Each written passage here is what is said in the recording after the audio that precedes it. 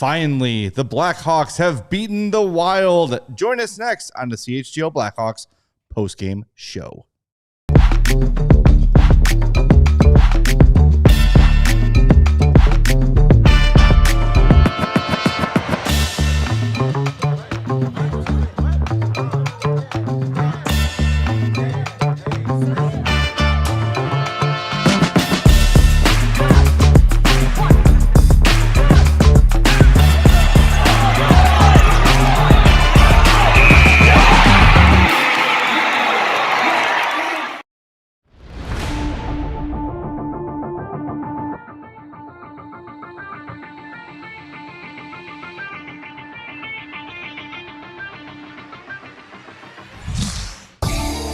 Welcome into the CHGO Blackhawks post-game podcast. Hawks beat the Minnesota Wild 2-1, their first win in 19 games against Minnesota, who had been 18-0-1 against the Hawks over that stretch. But somehow the Hawks have 5 of 8 points against the Wild this year. Hey. Because hockey's weird. Because Gary Bettman's NHL awards losers. Yes, he does. So there you go. Welcome in. We're glad you're here. Hit that like button. Let's celebrate. We'll turn Noodleman on now. We'll give you an early one. You got to get every to 100 100. likes. Yeah. Well, you got to win. No, he didn't turn on. All right. He's not having it. We need 100 likes before Noodleman turns on. We've programmed So him. do it. Hit that like button. Be sure to subscribe to our YouTube page as well. The other night we challenged you to get us over that 106,500 threshold, and you did. Let's keep that number growing. And here's a great opportunity on a big night, an early game. Everyone's watching the Hawks. Share this link with a friend you know is watching the Blackhawks. Have them join us. Have them come participate with us. We'd love to have them. We'd love to have you. Really good game. We did our Sunnyside Lounge update after the second intermission and basically said, really solid game so far. Yeah. Let's go, go get 2 points from them. And they did. And what I really liked about it, obviously, the key to the game is killing off the 5-on-3. Huge. And yeah, the Wild hit the post twice, but I really like the way they killed it. And at the end of the game, the Hawks were not just sitting back waiting to lose. Empty net. They had their looks. They had their opportunities. Mm-hmm. Last second, Alex Vlasic digs the puck out and the Hawks skate away with the win. But I just really like the confidence this team played with today. Yeah, they were able to start the game better than they did on Tuesday night, and it was the second half of the game that was, what kept them in on Tuesday, and they didn't want to put themselves behind the 8 ball again. Again, this is still a really good Minnesota Wild team, even though they were out Joel Eriksson and Kirill Kaprizov tonight. Those guys don't matter. Yeah, sure. Even still, like you want to get out to a fast start, and they did exactly that. They get the opening goal. They get out to the 2-0 lead, and they kept pushing, and they kept their foot down on the gas. And these are the types of performances and the types of results that we want to see from this group to close the season. Like, find those ways to win games, find those ways to close games. Like, that is extremely important for this young group to learn. And it's even with a team down 2 of their best players, you can't just sit back and think, 2-goal lead is gonna do it. Like, you got to keep pushing. And I know they didn't score more than 2, but they did enough to counteract what the Wild are trying to do. And the Wild had a lot of good chances to tie the game. But the Hawks were able to kind of match that. I mean, how many breakaways did they have that didn't go in? I know Bedard got 1, but Bertuzzi, Green had a breakaway that didn't go in. The Hawks hit the post 2 a number of times. Like, they ran with the Wild tonight, which was really encouraging to see, especially with the first 3 matchups this season all going to overtime or the shootout. So it's like, again, like, you've swept the Utah Mammoth, a playoff team. You were right in literally 1-goal games each game with the Wild. Like, those are the things that you hang your hat on with this team in this kind of season, with where they're at. It's just like, I know they're not in the playoffs, but against 2 playoff caliber teams, the Wild is at full strength, is a team that you can look at and say that's a cup contender. Yep. And that's a team that was challenged before this game by their general manager, Bill Guerin, who said, I don't like the way we've been playing lately. We're not playing with enough intensity. So you've got your GM calling you out national televised home game, and the Hawks stand toe-to-toe with the Wild. Yeah. When you dig into the granular numbers, were the Wild the better team? Maybe, but I mean, you're looking at the possession numbers. Shot attempts, the Hawks had an advantage, 38-36. Everything was pretty dead even. Hawks had a high danger chance advantage, a scoring chance advantage, 21-7 scoring chances at 5-on-5 for the Hawks. That is, I don't think we've seen that since the Cup era. Overall, 30-20 scoring chances, but that includes all the 5-on-3 opportunities for the Wild. They played a hell of a game against a really good team. And yes, without their top center, without their number one goal scorer, all those things aside, this sort of a win, you don't want to, we don't want to oversell things, but imagine right now the attitude in the Hawks room after holding on, killing that 5-on-3, holding on at the end, getting 2 points, and you walk in that room and those guys are off the wall right now. They're so happy. They're partying. Good. They are thrilled to get back on this plane and come back and play the Avalanche tomorrow. Like, it's just... Yeah, it might like in the standings, it's just 2 points, and it's just a Thursday in March, right? But when you look back at meaningful moments and transitional moments, you've got a young team. You just traded away your entire leadership group of Foligno, Murphy, and Dickinson, and all these young guys have been challenged, and all of them have responded. You have seen Artem Levshinov's last 2 games have probably been his best 2 as a pro. He has been outstanding. Really we talk all the time like, oh, it's an Artie game. There's moments of brilliance and moments of heart attacks. There have not been those moments from him lately where it's like, oh my God, what are you doing? Yeah. They haven't been there. He is calm. He is confident. I love the way he's playing. Wyatt Kaiser looked incredible tonight with the puck movement and the calm. You're seeing Ethan Del Mastro almost set up a goal for Tyler Bertuzzi where he has the puck, walks in, takes his time, doesn't panic. Maybe should have shot it in hindsight, but gets a pass right across the crease of Bertuzzi, who just couldn't get a stick on it. Really good patience on that play. It's a patient veteran play from a 23-year-old defenseman. And when we're here doing shows and we're getting frustrated with the people who are like, fire everybody, it's like, no, this is the stuff. This is what we're talking about. And this is what this team is building towards. And there's been so many games this year where they've been in this position with a lead late that it just falls apart. They give one up late and then they lose in overtime, and those are crushing. Yeah. And the fact now that they're the youngest team in hockey on average, that they're getting results against really good teams, their excuses be damned, injuries be damned. They're getting wins and are playing well. It's super encouraging. Yeah, I mean, we were kind of looking at it since the Olympic break. They're 4-4-3. Since the trade deadline, I think it was 3-2-2, which I mean is not doesn't sound great. That's still technically more losses than wins.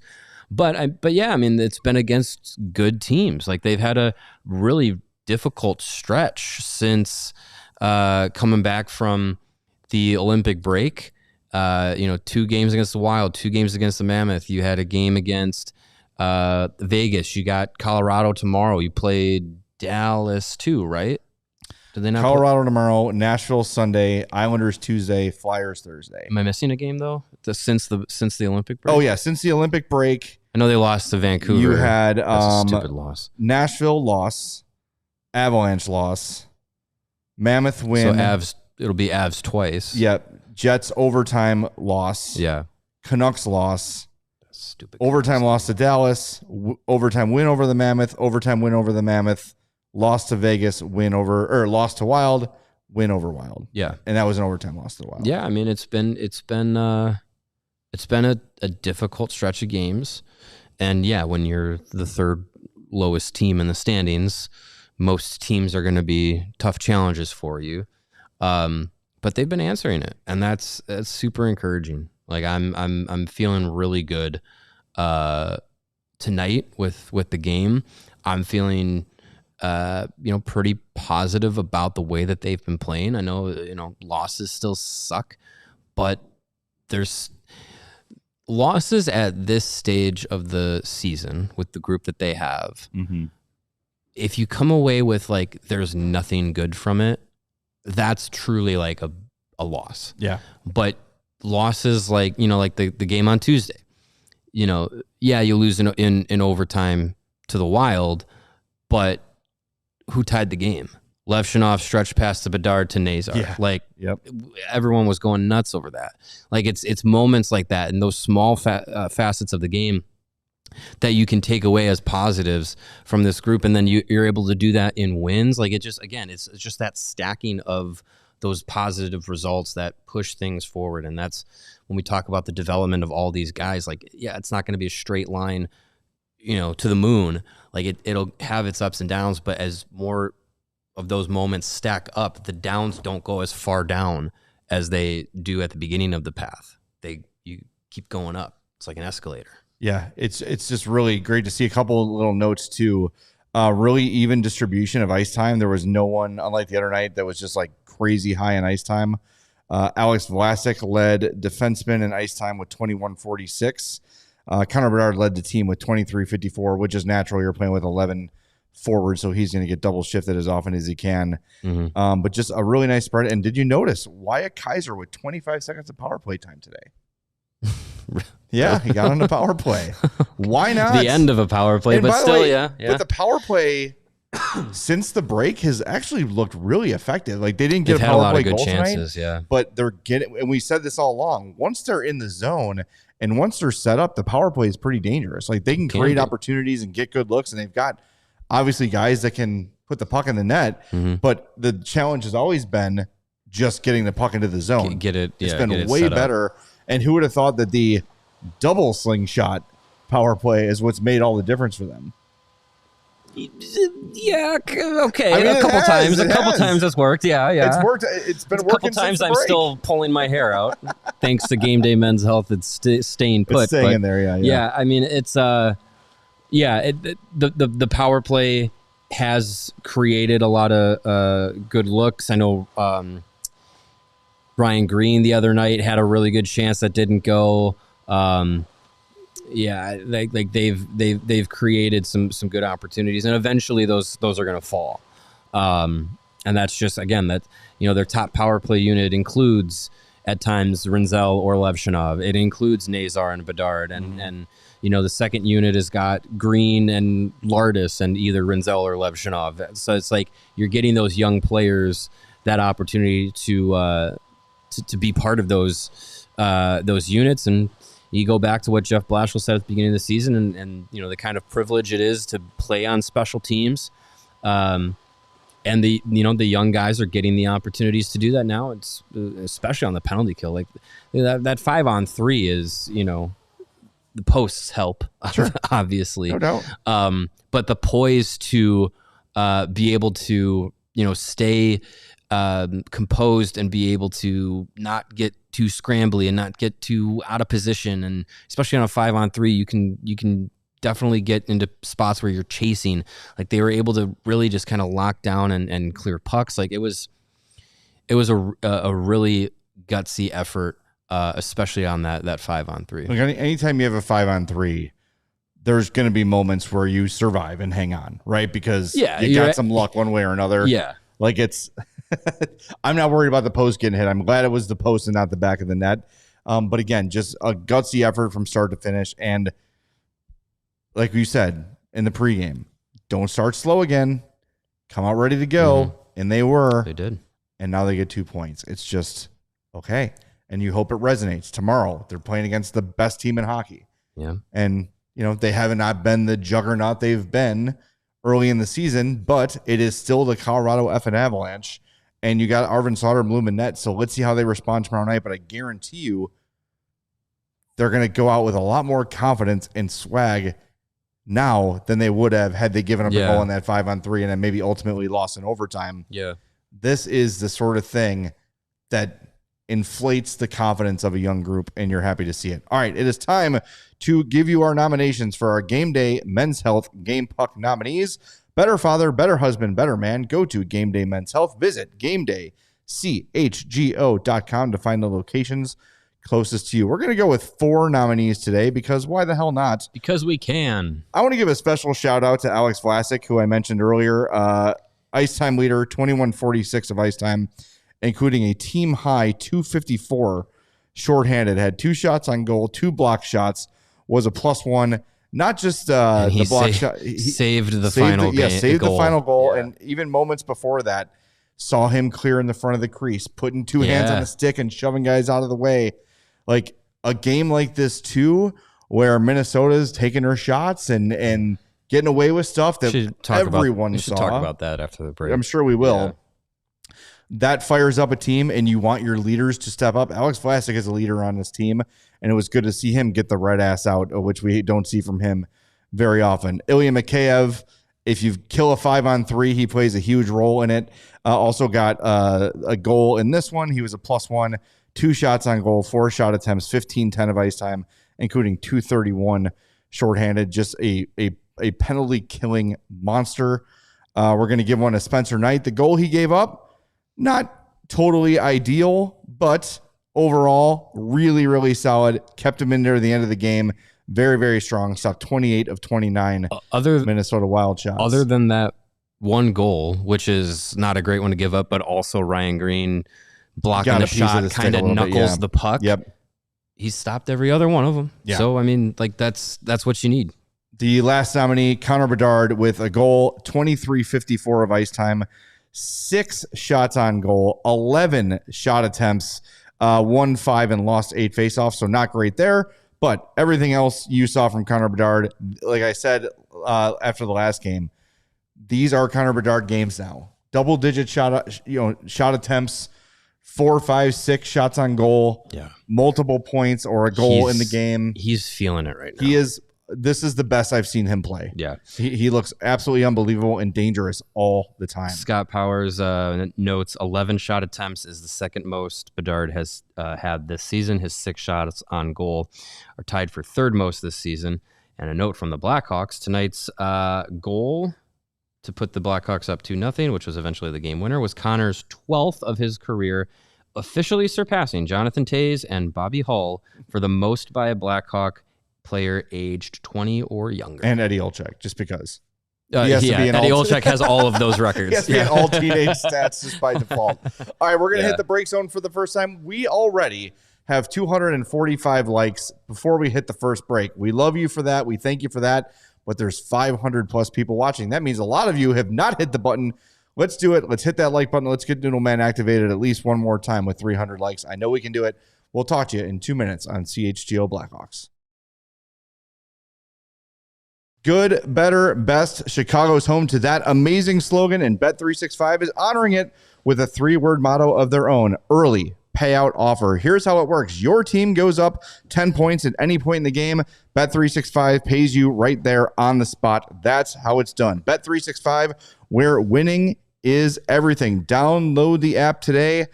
Use our code CHGO365 when you sign up. When you do, bet $5. And you'll win $150 in bonus bets, win or lose. It's awesome. If you have a gambling problem, you can call 1-800-GAMBLER. Please gamble responsibly. Must be present in Illinois. $10 minimum deposit required. Bonus bets wager excluded from returns. New customers only. 21 plus only. Time limits, minimum odds, and terms and conditions apply. This offer is in-app only and void where prohibited. Again, download the app and use our exclusive code CHGO365. Our friends at Sunnyside Dispensary are here to elevate your season. Be it baseball or hockey or basketball or football eventually again. Sunnyside is your home for judgment-free shopping. They have a crazy selection of over 100 different strains to choose from with easy online ordering and in-store pickup. Wherever you are, Sunnyside has a location for you in Illinois. They have spots as far south as Champaign and as far north as South Beloit. Confusing. It can be confusing, but they're there. Stop in the store nearest to you with expert guidance from their staff, or you can head to their website for 50% off of your first 3 online purchases. Only the best under the sun. Use the code HICHGO. That's HICHGO at checkout to qualify. Sunnyside Dispensary, only the best under the sun. Only for those 21 or older in Illinois or an Illinois medical card holder. All right, we are back on CHGO Blackhawks. Thanks for the extra likes. We are almost close to 300, so keep hitting that button for us. That helps us a lot. Yeah, I know we have some super chats. I want to make sure we get to these. I saw at least one that was pretty sizable. It is from Adrian. $20 nice. Says, I like what Mangiapane brings. Mango. Wild look like a team that will exit the playoffs quick. Well, if they don't have Kaprizov and Eriksson Ek, yeah, it's two of their better players. If that's the case, yes, but yeah, Andrew Mangiapane, like he's really stepped in and he made an impact.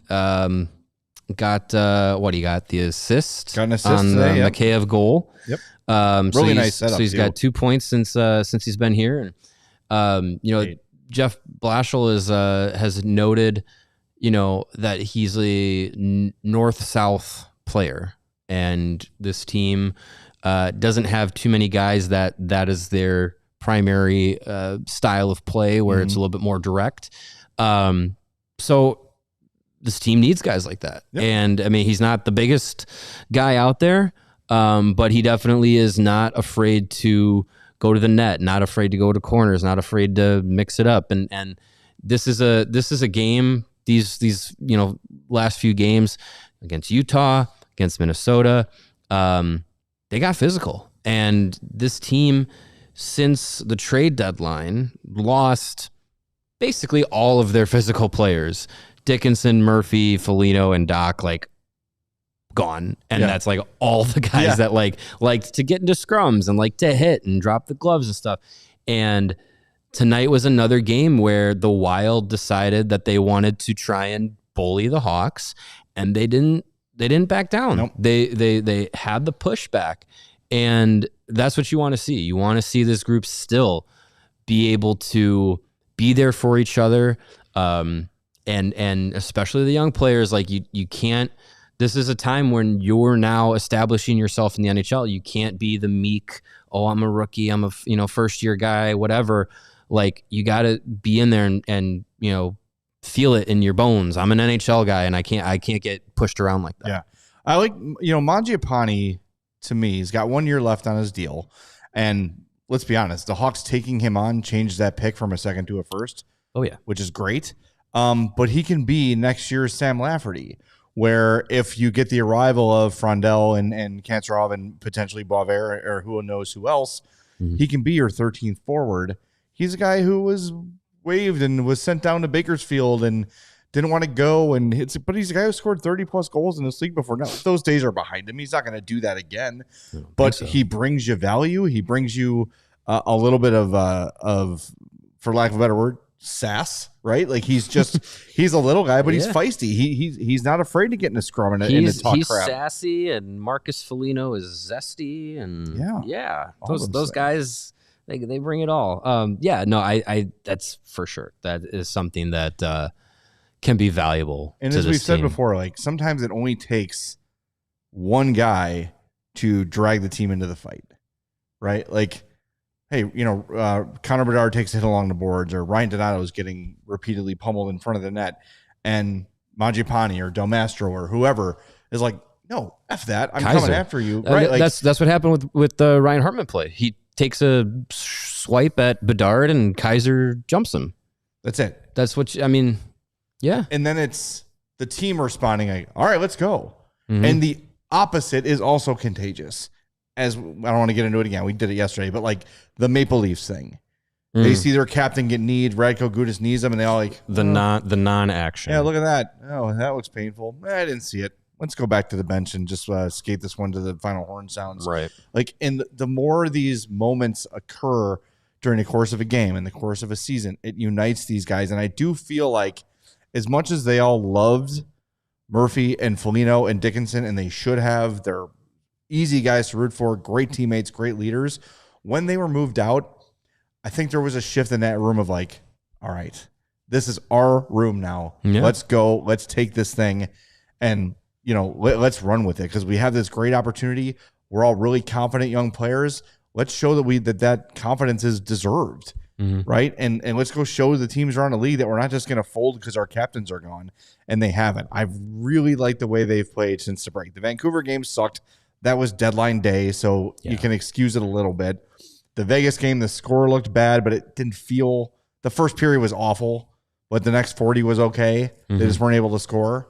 Other than that, though, I feel really good about the way this team is playing. I mean, since the deadline, they've had 8 games since the deadline, and those are only 2 that haven't been 1-goal games. Yeah. So they're in it with each team.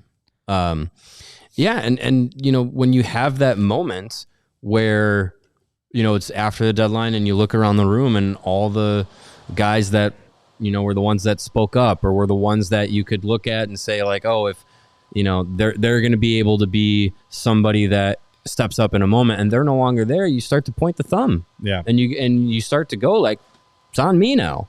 It's on me, Connor Bedard, to be the one that's going to be the lead by example guy out on the ice and have that, I'm on the road and I'm chirping the fans and I'm getting I'm getting the boys going kind of thing. And it's Kaiser and it's Donato and Sam Renzel jumping in when things get physical, and like that's something that is doesn't go overlooked. And we're talking about eventual addition of Boisvert at the end of this season, and looks like tomorrow, by the way. That seems to be the hope. Yeah, well, Vinny Parisi, who covers the Hawks very well, is he Hockey News? Mm-hmm. He's got some kind of Sacha Boisvert source. He's got a Boisvert ear. Yes, he does. Yeah. And says the hope is that he could play tomorrow against Colorado. And if you missed the first intermission, Emily Kaplan was on and said Sacha Boisvert cannot wait to fight in the NHL. Hey, I told you, man. I'm all for it. He's going to have the Andrew Shaw debut. I hope he does. Where the first shift he goes and finds somebody. I hope he does. The direct quote: "He's dying to fight in the NHL." Good. You know what? They need somebody who's got that kind of mentality. And not to continue to bemoan the point, but like, the stories you hear and the opinions you hear of Boisvert from, people in North Dakota and people in Boston and stuff, and not the most glowing at times. But I think, you still have a guy that's very highly skilled and also maybe has a bit of a screw loose. And sometimes teams need a player like that. Yes. And old time hockey, most guys had screws loose, loosened. Sure. I don't know. So look, if he's a guy that is wired that way, Hawks can definitely benefit from that. Could Sacha Boisvert be a 6'3" Andrew Shaw? Oh, sure. Is he going to headbutt a puck in the net? I hope so. He might not have to. It would be a chest bump for him. yeah, right? That's true. Shaw had to jump for that one. If he's I know he's a first round pick, and you're probably thinking of higher skill. But if that's like the floor for Sacha Boisvert is like a 30-something point, 100-some penalty minute guy who'll drop the gloves and again drag you into the fight. Yes, and if he takes a dumbass penalty and pisses off and gets some suspensions, okay. It's okay. Yeah. It was who someone just said it in chat. Chris Chelios is like the most penalized player in history. It's fine. Blashill has said we need more Chelios illegal plays in our DNA. So if you have a guy that's gonna play like that, like in 1992-93, Chris Chelios won the Norris Trophy. He had 15 goals, 58 assists, and 282 penalty minutes. That's amazing. I mean, that's what, 4.5 games in a penalty box. Just think of what he could have done. That's awesome. And he still wins the Norris Trophy. Yeah. He won in 88-89 with Montreal. By the way, listen to this. Do you remember the stats I just told you? 258 penalty minutes. 282 penalty minutes. 82. 15 goals, 58 assists, 73 points. 88-89 Norris Trophy. 15 goals, 58 assists, 73 points. Only 185 penalty minutes. Oh, I was going to say. But the goals and assists identical. How about that? That's crazy. Well, he set the precedent. And just for the third Norris, for the record, this is insane. The third Norris Trophy, 14 goals, 58 assists, 72 points. Consistent. So they're almost identical seasons in his 3 Norris Trophy seasons. That's awesome. That's really cool. 73, 73, 72, and only 140 penalty minutes. He toned it down. Yeah. No, yeah. I mean, look. I welcome a guy who has that in him. And we've talked about, like, we want to see the defenseman. You know, Louis Crevier is a nice guy. Alex Vlasic is a nice guy. Are they too nice? Sometimes. I don't know. There's if you have some players in your roster, and not to say Sacha Boisvert is guaranteed to be an NHLer full-time right away. I don't think so either. But if you have guys in your organization that have real legitimate shots at being in the NHL quickly, and some of them are wired that way, I'm completely fine with that. Yeah, and Windy City Hockey says, I hope he's better than Andrew Shaw. For the record, I do too. But what I'm saying is, if Andrew Shaw is the ceiling or the floor for Sacha Boisvert, well, let's not call Andrew Shaw a scrub. He wasn't a scrub. No. But Sacha Boisvert is a first-round pick. He's 6'3". He's got a laser of a shot. You would think that the offensive output would be higher than Andrew Shaw's. That's all I'm saying. Sure. But I think to say, is he at worse than Andrew Shaw? Hopefully. We'll find out. All right, we're going to hit the break zone one more time. Keep those likes coming. We're well over 300, so we're not going to keep begging you, but we do appreciate those. And again, subscribe if you have not. We'll talk to you in 2 minutes on CHGO Blackhawks.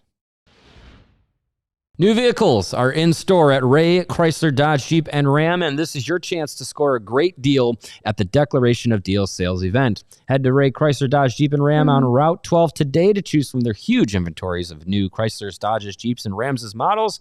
And right now, get 0% financing for 60 months on new vehicles.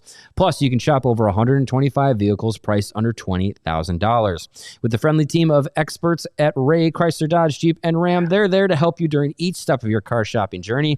And since they prioritize affordability, you know you won't overpay for the vehicle you need. Check out our partner today to shop one of the Chicago area's largest inventories. Find the right new vehicle for you and drive home happy. With Ray's Price Promise, you can shop confidently with no add-ons and no hidden fees ever. The team at Ray Chrysler Dodge Jeep and Ram is the only one we recommend. Don't miss out on the Declaration of Deal sales event going on right now. For more information, visit Ray Chrysler Dodge Jeep and Ram today on Route 12 in Fox Lake or online at raycdjr.com. And can you believe it's already March? That doesn't mean it's time for you to quit on your protein goals. That's why you need Huel. It is your solution for high protein routine support or just having a busy day. Didn't get a chance to eat? Grab a Huel. Bang, you're done. 35 grams of protein, 27 essential vitamins and minerals, no artificial colors, sweeteners, or flavors. Gluten-free. Good for this guy. Yeah. And under $5 a meal. It's a complete meal. You can grab and go. And they've also got their Black Edition powder. You can mix it in. Add it with some fruit, whatever you want to do. Same high protein, same complete meal benefits, flexible flavors, fruit, nut butter, ice, whatever you want to do. They've got it for you with Huel and their Black Edition powder. Right now, get Huel today with our exclusive offer of 15% off online with our code Blackhawks15. New customers only. It's Huel.com/Blackhawks15. Code Blackhawks15. Thanks to Huel for being our partners. And we're back on CHGO Blackhawks. Thanks for being with us. We have two very brief interviews we're going to share with you. First, Blackhawks head coach Jeff Blashill, and then we'll hear from Spencer Knight. Both of these are courtesy of the Hawks. We'll hear Blashill, talk about him, then play Knight, talk about that. Well, I know you weren't around back when the streak started for Minnesota being against. Gotta ask, it's gotta feel kind of good to get that monkey off the back for you guys. Big win tonight. You know, I would say, honestly, from our perspective, we really haven't paid much attention to that. I've been part of those both ways in this league, and sometimes they go beyond the actual team, you know, so especially our team because we have so many young guys. But ultimately, I think we've played three pretty good games against Minnesota prior to this. We know they're a great team. Always really, really well coached. And so, you know, I think the fact we've played them hard each game and have come out with 2 points on the positive side is a good thing for us. Felt like you guys played a really good 60-minute game, too, top to bottom, and played hockey the right way. What else can you say about the way you guys performed there? Yeah, no, we were happy. You know, we thought last game, we thought the first half wasn't very good. The second half was real good. I thought this was a more kind of consistent effort. You know, we pushed back and forth. I thought in the end we defended the good ice really well. You know, there was times we bent, but we didn't break, and that's something we got to continue to do a good job of. And I think if you do that, you're going to put yourself in position to win hockey games. games, find ways to score critical moments, which we did. And your goaltender, suffice to say, really stood on his head there at the end. Yeah, no, he was great. Yeah, first, obviously you got the 5-on-3 kill. He's got to be a big factor in that. Then you got 6-on-5. He's got to be a big factor in that. He's been really good for us all year. There's been times where we haven't defended well enough in front of him. But I think, since the break here, we've done a really good job of defending in front of him. And when you do that, you give your goalie a chance to help you win the games, and that's what we did. That's key in that final moment of the game there, defending in front of Spencer Knight that you saw right there. Alex Vlasic, Johnny on the spot, seeing that puck sitting behind Spencer Knight, tucks it in, preserves the game, and not a lot of second chance opportunities tonight for the Wild. They had their looks. There was some traffic in front, but those pucks would either get gobbled up by Knight or cleared away from his defenders. Look, when you play a highly skilled team like the Wild or the Avalanche, they're going to get their looks. They're going to get their opportunities, but it's what happens with that second and third chance. And we've been talking about this. You're seeing teams with the Hawks now, they're just peppering the net. They're throwing the puck at the net when the opportunity presents itself, because I think they're seeing a young defense and saying, hey, if we can just build up pressure and make them feel like they're on their heels, cause a little chaos. The best way to do that exactly is to just put the puck on net as much as we can. They've responded really, really well to that.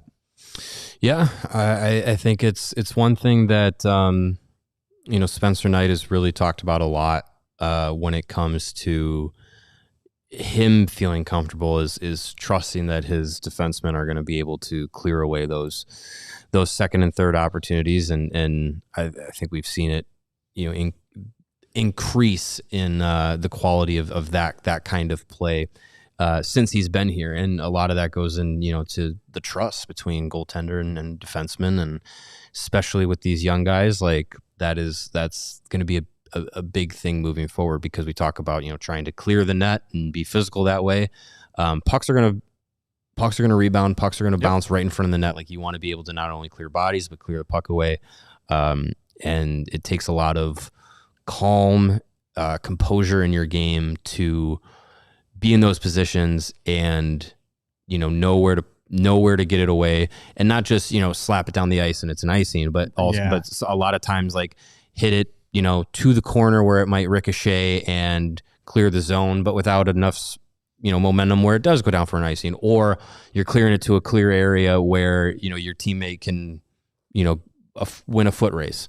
Like, they're getting a lot better at figuring out those like small details and those small moments where you make a heady play and it's better than just whacking at it and hoping for the best. Like, you're making that hockey IQ decision. Well, and that's that's the confidence that comes with time for young players and young defensemen is, okay, well, I've cleared the danger, but now what do I do with it? Can I make something of it? And the Hawks had what, 4 breakaways in this game?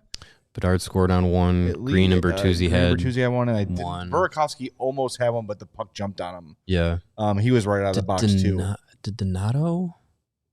No, Donato didn't have Point one. being but yeah, that your defensemen are, like you said, they're not just saying, oh God, danger, and just blasting it down the ice or throwing it into an empty area, which we've seen many, many times before, where they're just like, just get it away from me. Like it's a hand grenade or a hot potato. Like, nope, I just don't want to touch it. That's what I do in beer league. Let somebody else deal with it. Just throw it into a corner and hope for the best. Yeah. No, you're even seeing guys. Kaiser is great at this, especially. Rebound in front of the goalie. Kaiser scoops it up and then skates away with it, and they're off the other way. Like, those are the little things. You can go and dig in at the end of the night and look at a stat sheet and say, Artem Levshov didn't have any points tonight, and Wyatt Kaiser and then Sam Renzel hasn't scored in this many games. But it's these little things you're seeing that are showing you the development, right, of in the moment decision making. How are they handling high danger opportunities against, or when they're being pressured with the puck? How are they handling those situations? And it's getting so much better. Now, look, are there going to be a handful of games here down the stretch where it looks like chaos again and where some of the young defensemen are going to look lost again? Absolutely. But you just want to narrow the gaps between, or lengthen the gaps, I suppose would be more accurate, between those games, right? Instead of it happening once a week, it's once a month. And then it's every couple months or whatever it might be, right? They are the maturing of this team is happening, And it just gets you really excited to see what's coming next year and beyond for this team. Because I really can't wait to watch guys like, Wyatt Kaiser in year 3 and Artem Levshinov in full year number 2. And these guys really taking these development steps where the NHL game is second nature to them, right? Where it's, all right, I don't have to worry about every little detail because the details come naturally to me now. Yeah. I've been through the details. Now that I've got that and I've got that part of my game solidified, now I can work on the stretch pass, or now I can work on the break out of the zone where I carry it from end to end. We saw Alex Vlasic do that a couple times recently. Take it from behind the goal line into the offensive zone. It's coming. It's coming. And as these guys settle in and the game slows down, not just from, oh boy, everybody's really fast. It's things are happening quickly. Yeah. And it's the processing speed. And that's what these reps that all these guys are taking this year, some of which were disasters early in the season, they've gotten a lot better now because of that experience. All right, why don't we hear from Spencer Knight? Yes. He spoke for 26 seconds after the game. Pay attention. Well, guys in front of you were dialed in. You were dialed in. How great was it to get the victory here tonight against Minnesota? Yeah, it was good. I mean, obviously a really good team over in Minnesota. A lot of really good skilled players. We just stuck to our team game and just stayed with it. Like I said, it's like a privilege to be in those close games. Those are games we want to be in, and it feels good. You guys seem to play a really kind of complete game, maybe a lag in the second, but what do you think particularly was working for everybody tonight to get up and go from puck drop through? Top to bottom, I think guys just really committed to play the right way and play both sides of the puck, and I think that showed really, really well in the third period for us, and just weathered the storm. And I think that's what you just have to do with those close games. Are you the type of guy that thanks your posts after they help you out? A couple lucky ones there for Boldy, and I think Tarasenko hit the left too. Yeah, just I don't know. I don't know. Yeah. There is Spencer Knight, the second most haunted player in the game tonight. You want to present your theory to the class, Chloe? Yeah. I was saying every time I see him, he looks like a Tim Burton character because his cheekbones are what I don't even know what you call that. Sunken? Sunken Nightmare cheekbones, Before yeah, Christmas. and he has big eyes, which isn't a bad thing. I have big eyes, but He does have perpetually sad face. right. Yeah. Quinn Hughes is Oh, Quinn he's has haunted. seen Quinn ghosts. Hughes has seen Yes. some stuff, man. He's- Actively seeing He's been in the stuff, yes. trenches. Yeah, like you just can see the hello darkness, my old friend. That's what, as he's just sitting there. that's what Vancouver does to you. I don't know what his childhood was like, but man, he is a haunted young man. But Spencer Knight he's got sad face. Spencer Knight has very expressive eyebrows. Yes. Like his eyebrows frown. He sure does. Oh, Corpse Bride. I'm thinking of Nightmare Before Christmas. That's what I'm I thinking don't think of, I've yeah. seen Corpse Bride. Oh yeah. Yeah, Victor Van Dort is the character. Put that on put that on screen. Yeah, that's a very good That's a good comparison. call. You know what? That is Spencer Knight after a shutout. That's a really good call. That's great. If you're listening on the podcast, Mark. come find the YouTube. We're pulling it up right now. I've never seen this movie, but that is If you could put like a little microphone in that space to the left, that is Spencer Knight after a victory. that actually looks like That's him. great. The Yeah. eyebrows are spot on. Yeah, the kind of the face comes down to a point.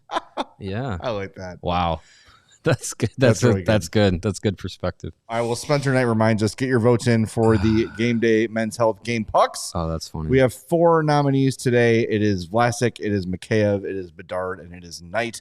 By the way, Spencer Knight named the game's #1 star. Yes, deservedly so. He had a really good game. He was good. You're gonna say? No, go ahead. I was just gonna say Ben Pope put this out for his post-game story. Said entering tonight, the Blackhawks had held a 2-0 lead in the first or second period of 12 separate games this season. They have lost 7 of those 12 games. Tonight was a night where they were able to hold on to a 2-0 lead and beat the Wild. Here's another stat that I think plays into that a little bit. The Blackhawks are top 10 in the league of this stat. What do you think it could be, Jay? Sad goaltenders. They're number 1 in the league for that. No, they are top 10 in the league, tied, 10th for games in which they have scored the opening goal.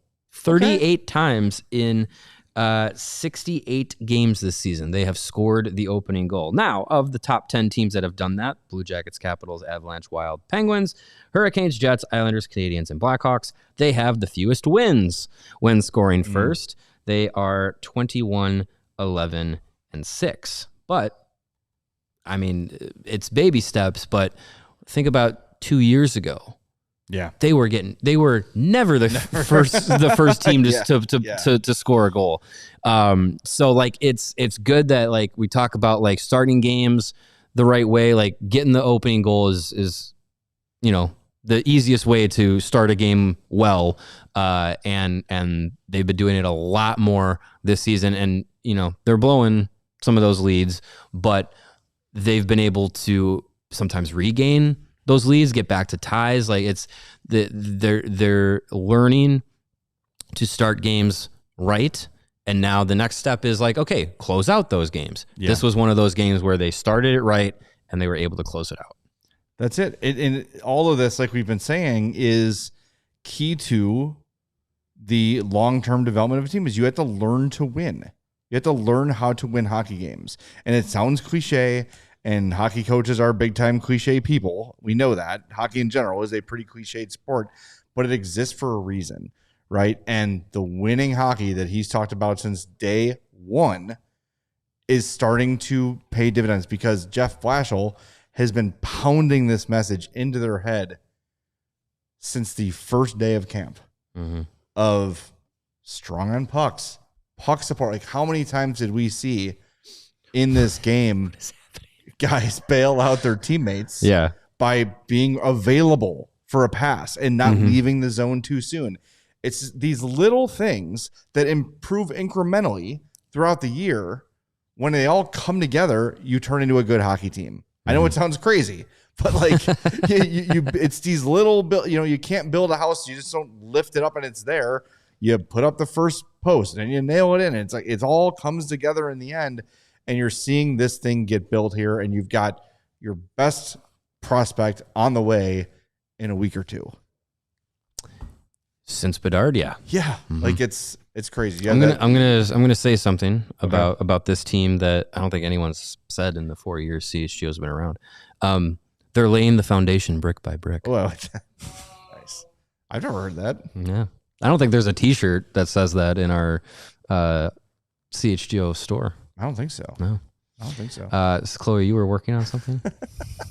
So this is the Dusseldorf banner that the Hawks put out. It's the two emotions of Spencer Knight. Yeah, but they're both very accurate. Smile and not smiling, but still happy. Frank Nazar looks like a Peanuts character. Can you go back to it real quick? He looks like a Pigpen. He does. He's a little dirty. And Jeff Blashill is furious about his ears. Yeah. He was not happy I at don't all. think his ears look that big. Well, his ears aren't that. They're not that caricature big. He also looks like Mr. Magoo a little bit, and yeah, a little bit. I think he was rightfully a little upset with that, but I mean, it's still a pretty cool little advertisement for the Dusseldorf trip. I just keep dreaming about this, and we got a little whisper from our friend Sarah today that she's overhearing some things that it could be happening. That we could be headed to Dusseldorf. That'd be nice. Dusseldorf at Christmas sounds really good. Dusseldorf to go watch hockey. Sign me up. I'm in. Sign me up. Can we talk about the repeated punchings in the head the Blackhawks received without a call going their way? I don't get how you can, have your glove off and beating up a guy, even if a ref is standing in between you and not letting you fight, quote unquote, how that doesn't still result in a penalty.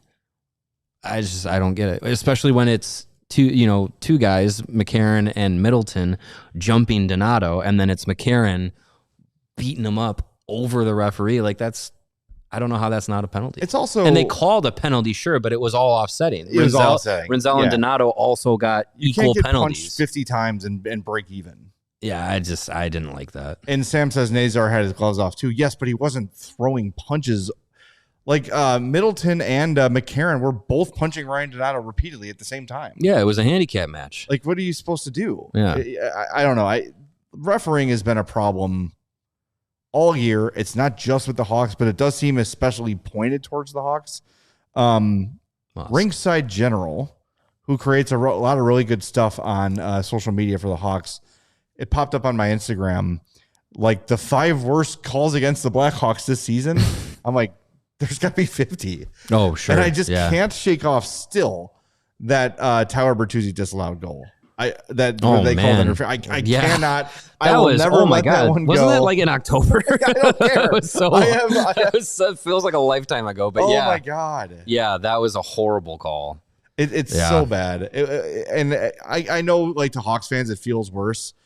But today, like, those, you can't have the two probably biggest guys on the Wild just bare hand punching a guy in the head and be like, roughing. Yeah. And by the way, Ryan Donato has the right to crash the Minnesota net until he hears the whistle. Well, they called slashing on him on that one, but I mean, I don't know. From was the slash though after the? No, I think that came after he hit the goalie. They called it a slash on the. Let me see, on the actual like follow through to the net, but I don't think I saw him like actually hit Wallstedt. I think he was poking at the pads. But even still, yeah. I mean, if you're the Wild, you're not just going to let Donato do that. But there's a difference between pushing a guy away from your goalie and two-hand cross-checking him on the play, which is a penalty, and then jumping him. You know what? I will even allow the two-hand cross-check. Get out of my crease. We have been begging for the Hawks to do that all year, so fine. If you once the gloves come off and blows get exchanged, you got to call something. If you cross-check the guy to move him, it's fair game. That's fine. Let me ask you this. If you cross-check a guy and you follow through with, I'm going to shove you into the boards and then start beating on you, it should be a penalty. You I can't agree do with that. you, but it happens all the time. And if that's where we're like, oh man, they could have called a cross-check there. Okay, fine. Like, I get that's in the moment. You're trying to let guys play. But once the gloves and the fists start flying, like, let me ask you, if Ryan Donato's gloves came off and he started punching back, they both would have gotten 5 for fighting. Yeah. So instead, Donato's just sitting there if you actually have a fight, that's one thing. But from what I saw, I didn't see Donato taking the glove off and giving it back to him. No. I saw McCarron beating him up and falling on him. So, yeah. That guy's a putz. I think, and you could go the other way too. Kaiser jumping on Hartman. Yeah, but Ryan Hartman has a coming. Thankfully, the ref got in the way to protect Ryan Hartman from big bad Wyatt Kaiser. So I mean, yeah, I think the refs are getting into playoff mode. Honestly, like I feel like we're getting to the point of, as long as it's both ways. There's different seasons. Let them play. There's different seasons of the NHL when it comes to refereeing. There's the beginning of the season when there's too many penalties. And then because then they get the email. We just had our referee conference, and then they get the email that says, "Hey guys, there's too many penalties." So then basically the middle of the season is just like, okay, now we're in the Wild West of what is and what is not a penalty. And then we get to the final like month and a half of the season, and it's like, all right, we're preparing for the playoffs where murder is legal. Yeah. So I think we're in that stage now where murder is becoming legal. Somewhere in the middle would be really, really fun. Yeah. All right, we're gonna go to the Frat House. The Frat House on Madison. We have a new entrant. Someone that's never been in the Frat House before. It is the Blackhawks goalpost with a perfect save percentage of 1,000, a 0.00 goals against average, and 100% 3 for 3 saves. Awesome game for the goalpost. Stood really tall. Was there when the Hawks needed it. Big game. Way to go. Inanimate carbon rod. Good job. That was my nickname in college. That's a Simpsons reference from like season 2. But yes, that was a lot of fun. It's just a fun game, man. Isn't it nice to just have a game where it's over and we can laugh and joke and have fun. And Yeah. there's so much more of this coming, and it's exciting. And I hope that our audience, recognizes, like, boy, all this misery we've put up with for the last 4 years, it's about to be in a rearview mirror. And next year, for most, will have its ups and downs too, and there will be periods of frustration, and maybe they don't make the playoffs again, but they're going to be super young with a lot of skill. It's going to be year 4 of Bedard, so he's going to be an even more mature, developed NHL player. Like, we're seeing him turn into a superstar this year, so that's encouraging. It's going to be the second full year of Frank Nazar. Levshinov, he's being used as a number 1 defenseman. Yes, he is. Power play, penalty kill, Yep. getting tons of minutes, tons of responsibility. 419 on a power play today. And in the last couple of games since the trade deadline, since he's basically seen this minutes jump and he's back in the lineup and he's getting these responsibilities, he's played pretty well. Like, it's second full year of Levshinov, and then add to that, you add Frondell into the mix. You I think, likely add Roman Kantsarov into the mix. These are 2 guys that everyone is very excited to see what they can do in the NHL. And then who knows where they land in the draft lottery. If it's high enough to get Gavin McKenna or Ivar Stenberg, they're here too. And then, who knows? Kyle Davidson is throwing his hat into the Matthew Nyes ring, as we've heard and discussed recently. Like, there is, I feel like, going into next season, like a simmering feeling of like the 08-09 Hawks, where you're young, but you've been here for a little bit.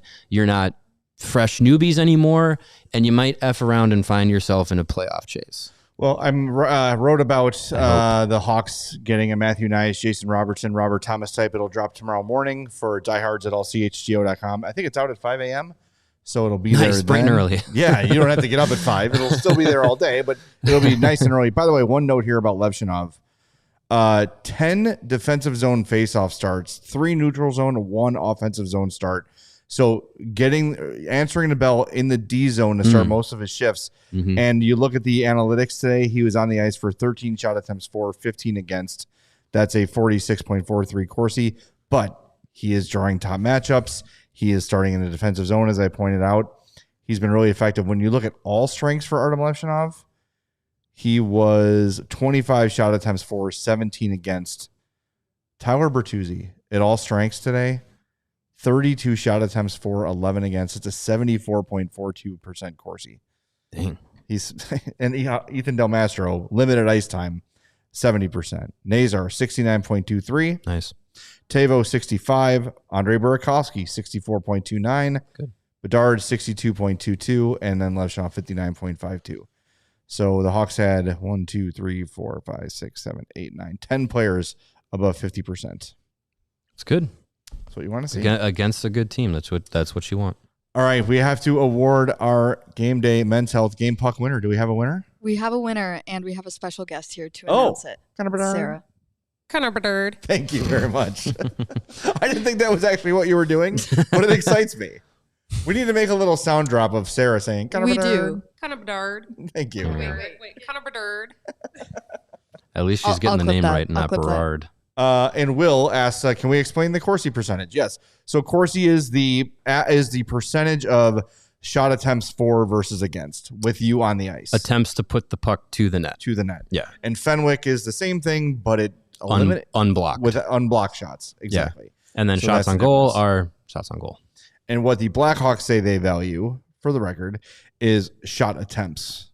Or scoring chances. Sorry, scoring chances. Which they had the advantage tonight. And if we look at scoring chances for tonight, Nick Lardis, 100%, 3-0.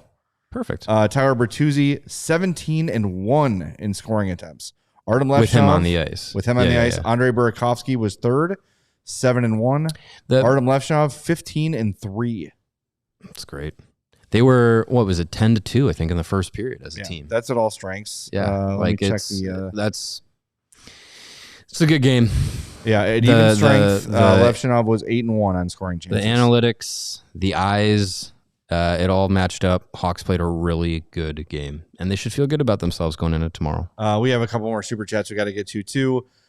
Joey Smith, $5 says, I'm glad they won because the broadcaster on ESPN Plus said, boo boo, all better after Sturm scored, and it made me unreasonably angry. That was a weird moment from John Butchergross. Yeah, that was a little bit strange. And I mean, I don't think we need to beat a dead horse, but another John Butchergross game.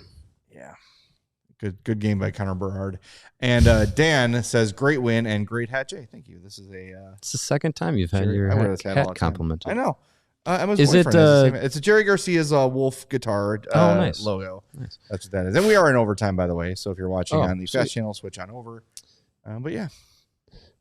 From a distance, I thought that was a Bucky's hat. No. But now I see it. See it up close. Should I go stand right in front of the camera so people can see it? Yeah, you can go model it. It'll get that. No one wants that. I promise you. I promise you no one wants that. All right. Before we wrap up, we are 20 likes away from 400. Can we get there? One more Noodle Man for the road. Hammer that like button while we tell you about our Game Day Men's Health Game Puck winner. It was Connor Bedard. Connor Bedard, better father, better husband, better man. Go to Game Day Men's Health. Visit GameDayCHGO.com to find locations closest to you. Sarah, who is the Game Puck winner again? Connor Bedard. Connor Bedard. Thank you very much. This is of note. I love things of note. The Panthers shut out the Oilers 4-0. Ooh. So as we're scoreboard watching, Panthers get a win. Gonna look at the old standings here. Right now, I'm looking right now. They are 22nd in the league. So they would be, that's what, 1, 2, 3, 4, 5, 6, 7, 8, 9. That's 10, 11th worst. 11th. Stay right there, baby. 11th. They are in a three-way tie with the Kraken, Predators, and LA Kings, all with 71 points.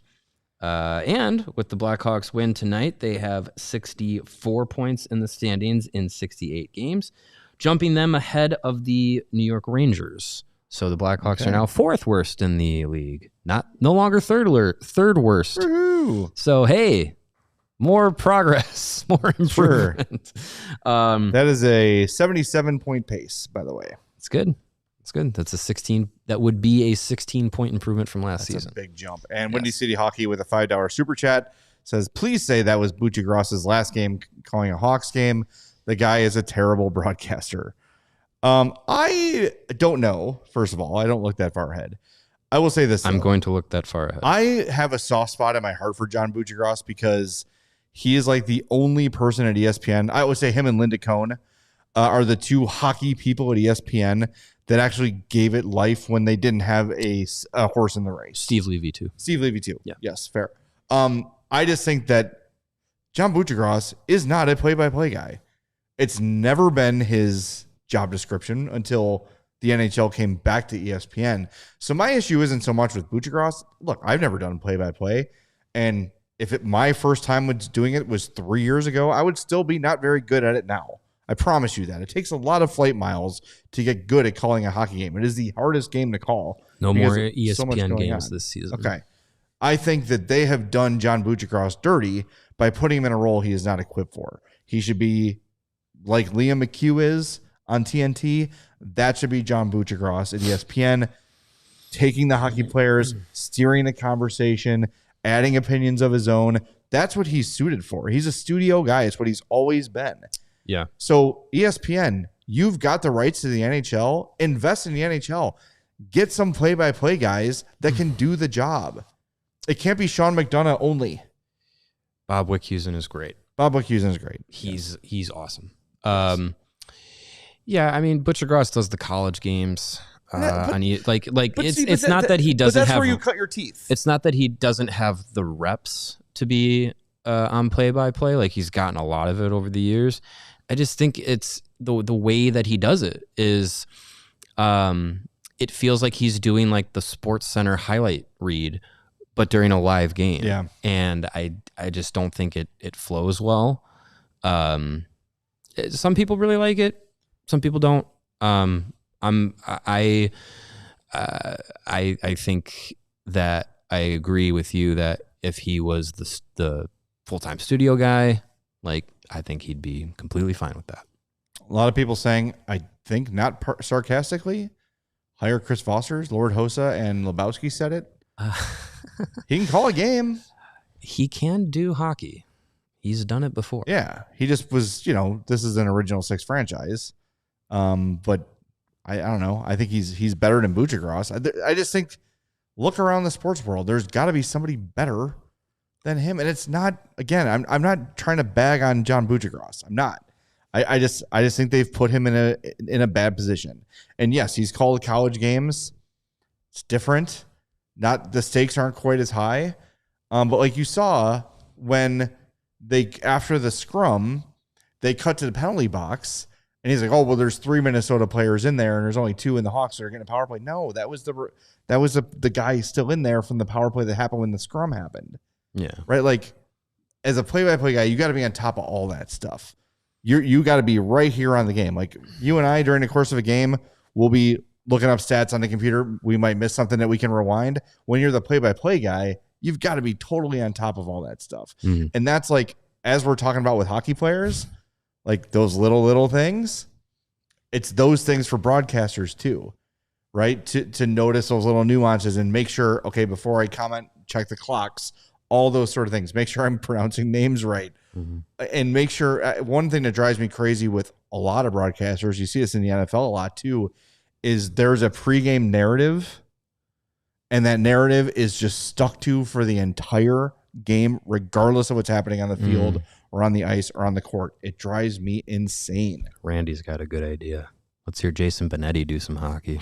I love Jason Benetti. I listen to Jason Benetti read the phone book. I bet he could. Because he'd crack some jokes about the people's names. And the Sox would fire him for having fun. Mm-hmm. That's what you get. Yeah. I mean, it's... hearing some national broadcasts, sometimes ESPN, sometimes NHL Network, it makes me appreciate the home broadcasts that the Hawks have. Rick Ball's now. Great. So is Weideman. Rick Ball and Darren Pang do a really good job. John Weideman is just a voice of Chicago. And he was with Troy Murray for so many years. But yeah, I mean, I know they got Steve Conroy now doing it. We'll put Kaylee Chelios in there sometimes. Sometimes Charlie's done it. Ramiliotis. And yeah, talk about bad broadcasters. No, kidding. But yeah, I mean, it really makes you appreciate the local broadcasts that the Hawks have. And of course, Pat and Eddie for so many years, like untouched, one of the best local broadcasts, if not across the league for so many years. Yeah, I mean, it's been Hawks have been treated to some good broadcasts locally over the years. Look, anytime you live in a major sports market, you are going to be spoiled by your local broadcasters. I mean, just look around. It's Ball, Weideman, it's Book Shambi, who's like the national voice of ESPN. Mm-hmm. It was Jason Benetti. It's Len Casper in the Sox radio booth. It's Pat Hughes. That's not typical. Like, we are incredibly spoiled in this town with our broadcasters, and also coming off Pat Foley and Eddie Olczyk for years, and Dale Talon before that. Like, it's all broadcasting has always been huge here, so I think it feels worse to us than it does around the league. And Giggity says nobody beats Gary Thorne. To me, Gary Thorne is the voice of hockey. I fired up NHL 14 last night. Oh, man. I miss Gary Thorne. He's great. He's so good. And it's funny you mentioned that. I tweeted out last night. I was watching the Sirens and Goldeneyes PWHL game. And James Cebulski was on the call, who does the play-by-play for NHL. The current. And I was like, I am way thrown off right now. It's crazy. But yeah, you hear him in real life. I'm still oh my trying God. Deep Harris reminded me Dennis Miller was on Monday Night Football. Oh God. That was what him and his weird like political early 2000s. First down was. Oh yeah, no. I see what you're trying to do, but no, that's enough. That was a bad decision. That's enough. All right, let's go home. We got a game tomorrow. We're gonna be back tomorrow. 7:30 puck drop. Chloe's off again. Must be nice. Don't say it like that. I've had 2 days off since 2024. One was for the death of my father. You've had 2 days off since you started here 2 weeks ago. That's 2 weeks ago. 2 weeks ago. No, Chloe's going to the game with her am going to the mom. game. I get to meet Mrs. Thiel. Yes.